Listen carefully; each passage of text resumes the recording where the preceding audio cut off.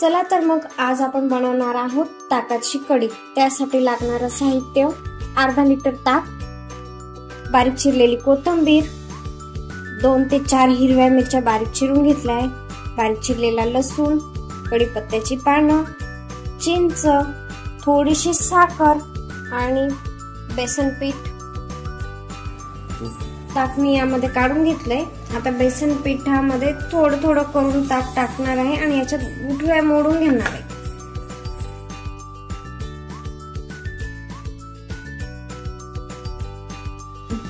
या पद्धतीने मी सर्व गुठळ्या मोडून घेतलाय।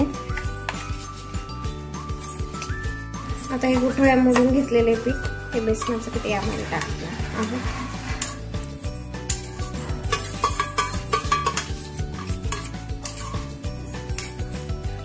यातच मी साखर ऍड करणार आहे।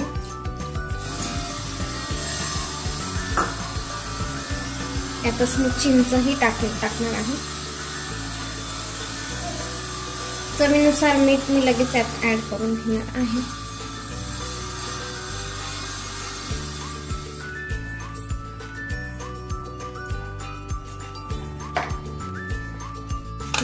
पूर्ण आता मिक्स करून घेते। यात मी साखर, चवीनुसार मीठ, चिंच आणि बेसन पीठ घातले। बेसन पीठाने कढी फुटत नाही आणि कढीला एक घट्टपणा येतो, चवी छान लागते। कढीसाठी मी 2 चमचे तेल टाकते।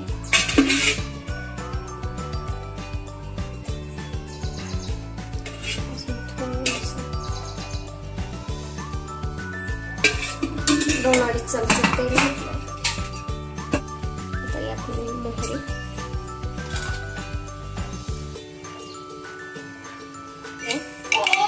त्यात आपण जिरं घालणार आहोत, बारीक चिरलेली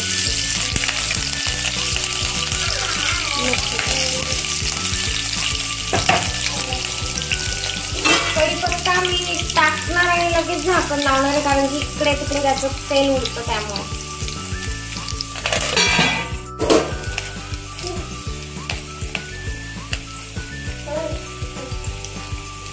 थोडंसं हिंग घालणार आहे, अगदी थोडं।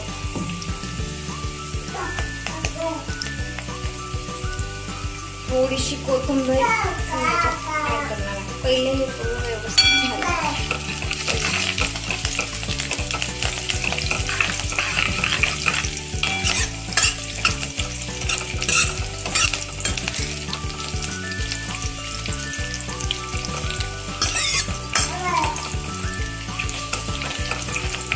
टाकते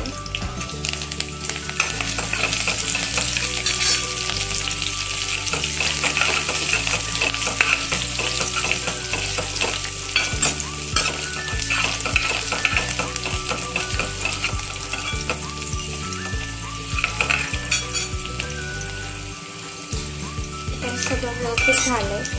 लसूण दिसतोय तुम्हाला लालसर रंगावर परतला गेलाय छान।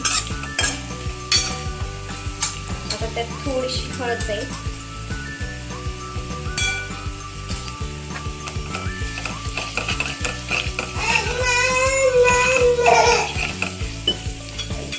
आता त्यात आपण घालणार आहोत ताक।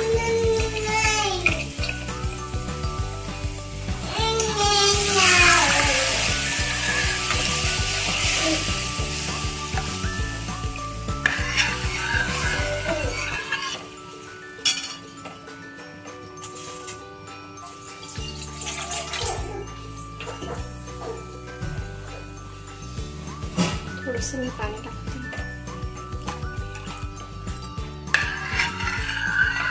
छान लागते, ढवळत राहायचं थोडंसं एक अधूनमधून।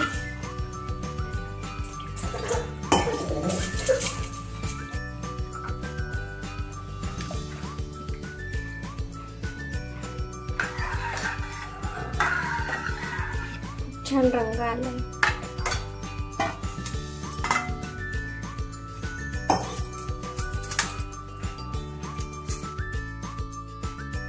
यामध्ये मी बारीक चिरलेली कोथिंबीर ऍड करते।